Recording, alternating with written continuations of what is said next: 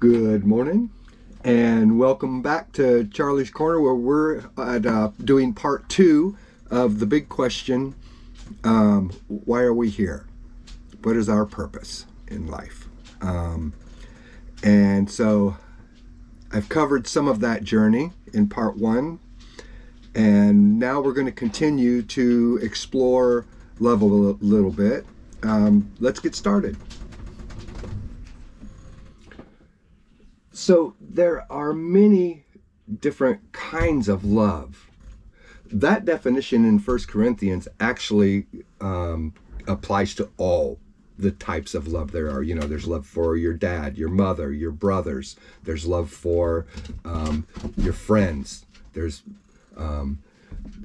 love for mankind. The Greeks have used three different words for love depending on what they're talking about. Eros for a romantic love, philia for love like towards your friends and family, and then agape, which is unconditional love, and that's like God's love for you is agape.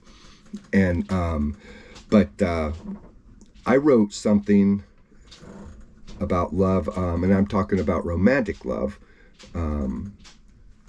when you are in love with a girl, or a girl's in love with a guy, but when you're in love with a girl. Lord William Alexander, one of my ancestor, he understood love, and he wrote that poem, The Echo, or An Echo. I wrote. Let me read this. There's something I wrote back in 2022. It's called A Young Love, and it goes, "It's a young love that we seek in the brief moments that we are alive. The kind of love that gives life to your senses and draws out every human emotion to its full extent.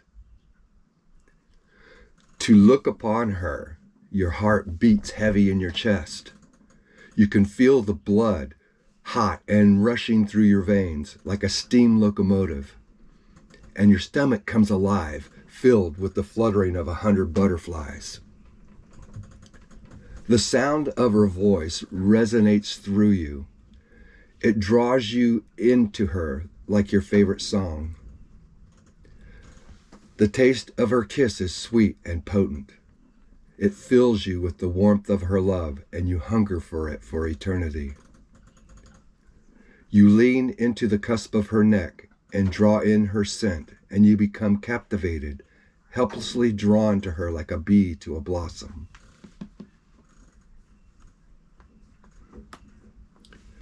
Your skin touches hers, and absolute peace washes over you. At last, you have come home. It's a young love. Throughout the day, she occupies your thoughts, and at night she is there in your dreams. And as sure as the sun rises and sets, there is no other place you would rather be than at her side. Suddenly, 1 + 1 is no longer 2. It's a young love. The sum of you and her are so much more than its parts.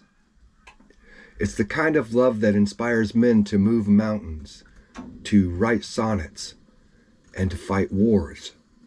It's the kind of love that changes everything.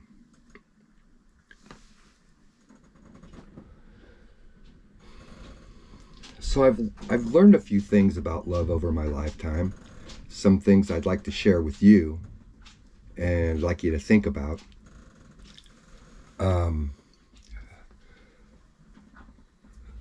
First of all, love is not something that you have. It's something that you give. All right? A lot of people don't understand that concept. That I'm in love and I have, I love this person, but they don't. It's worthless. It's meaningless unless you actually give that love. And not just once, not just for a period of time. You got to give your love over your lifetime together. It never stops. And you never want to stop.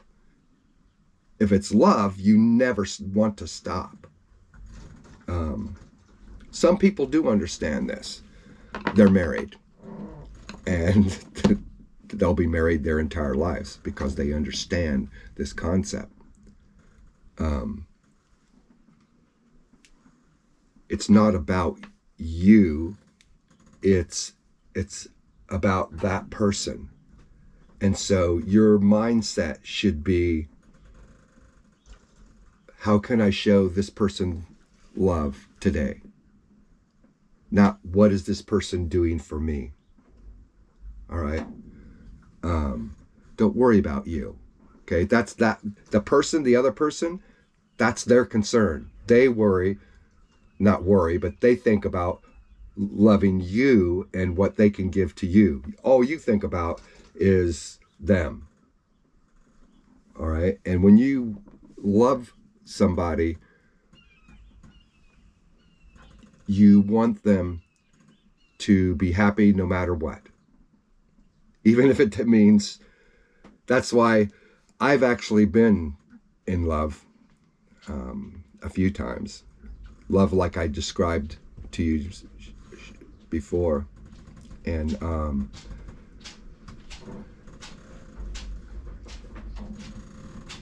Paul Dunbar, a poet, actually, right, I'm going to read you a poem, all right, about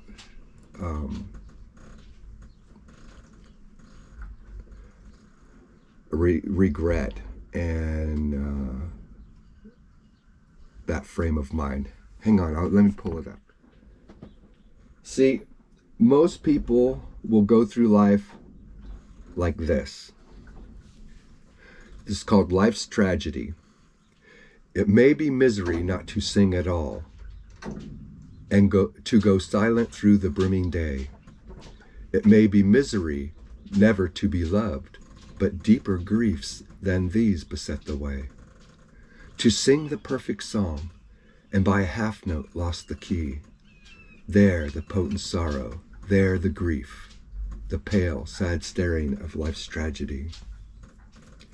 To have come near to the perfect love, not the hot passion of untempered youth, but that which lies aside its vanity and gives for thy trusting worship truth.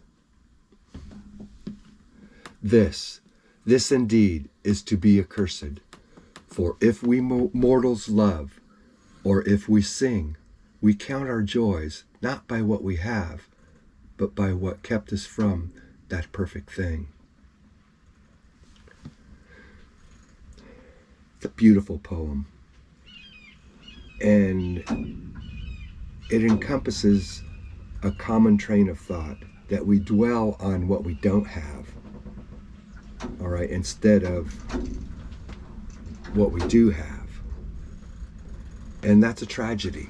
That's life's tragedy, that we wrap ourselves up in misery over something that we don't have, something that never, actually ever was. I mean, the love that you felt for that person, that's real. Okay, that's deep, and that continues.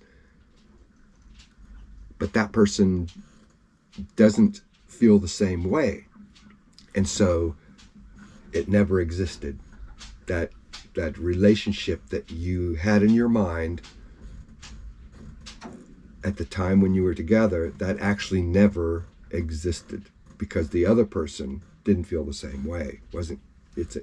Takes two, takes both to make it real. So don't dwell on these broken relationships. All right. You wish them well because you love them. You wish them happiness. You wish that they find their heart's desire. You wish them well, and then you continue down your journey, down your road, and continue to search for that love, that relationship that some people do find. I know people that they find that person that loves them back. So it's there.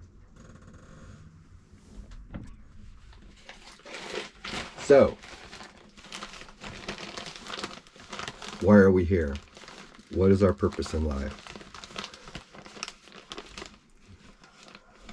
Well, I was told it's to learn to love. And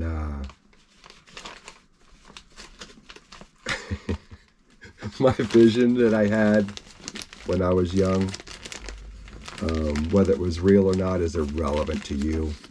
It was real to me. I perceived it with my senses. It's real. It happened. If you don't believe in that sort of thing, good. I don't care. I do hope that you'll take that to heart. The fact that love is the purpose, and that you will look into it and search for yourself exactly what love is and how you can go about achieving that purpose. And so that concludes the last of the 5 big questions. And you join me next time. Oh, don't forget to like and comment.